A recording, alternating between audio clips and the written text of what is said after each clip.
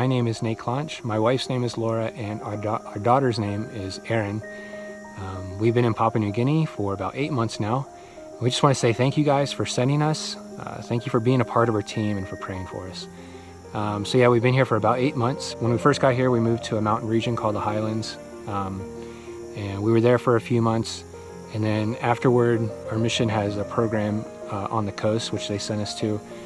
And that was just a time for us to dive deep into language and culture, being immersed in the culture in order to learn the language, so that as we learn the language, we're not learning it apart from the culture of the people. So we did that for a few months, and then we transitioned back to the Highlands area. And from there, they've moved us into something called bush orientation.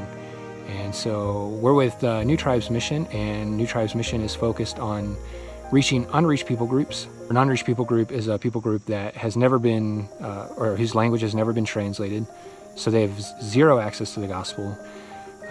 So the only way for the gospel to get to them is for someone to go and to learn their language from scratch. There's no books, no documentation. So literally the only way to learn the language is just to spend years upon years upon years with the people, just learning it through immersion.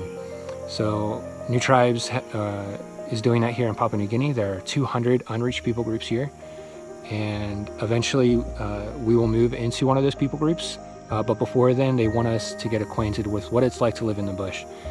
So right now, we're doing what's called bush orientation, or we're just seeing what it's like to live out here. We don't have a lot of power. We live off of rainwater, which is limited. And we just live in the middle of a village. So we're apart from almost all American or modern conveniences. But it's been good. It's been really, really good. So bush orientation is about to be done pretty soon. In a few days, we'll wrap it up and we'll go back to our mission's headquarters based in Goroka. Our language learning is coming very close to an end. And so pretty soon we'll get a language check. They'll evaluate us. We won't be able to move into a bush location until our understanding of the national trade language, which is what we're learning now, until our understanding of that is at a very fluent level. So yeah, we'll be wrapping up here and then going back to Goroka, and then we'll be basically just working jobs for about a year, working support work for other tribal missionaries, and then during that time forming a team and preparing to move into a bush location to reach an unreached people group. So that is one way you can pray for us. Pray for us. We need to form a team. There are other people here like us who want to do the same thing.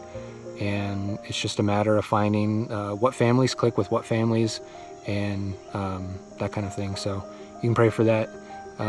Thank you guys for praying for us. Thank you so much. We've encountered, as you can imagine, a lot of difficulties, a lot of struggle, illnesses. So thank you for praying for us. God is faithful and he will always be faithful.